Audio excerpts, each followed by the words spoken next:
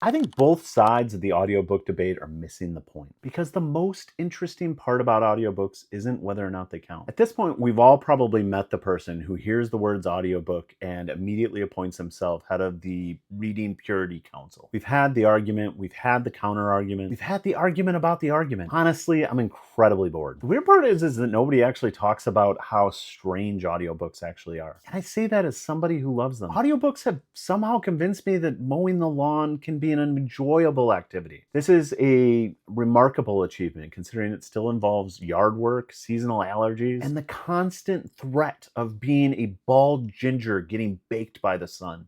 But let's not pretend the experience is identical. When I'm reading a physical book and my attention drifts, I immediately catch myself. I realize that I've been staring at the same paragraph while thinking about work, dinner, whether I remembered to pay a bill, probably some embarrassing thing I said in 2017. Yes, I have anxiety. I flip back a page. That damage is contained. Audiobooks have no such safeguards. An audiobook will continue destroying your misunderstanding of the plot while you mentally redecorate your office.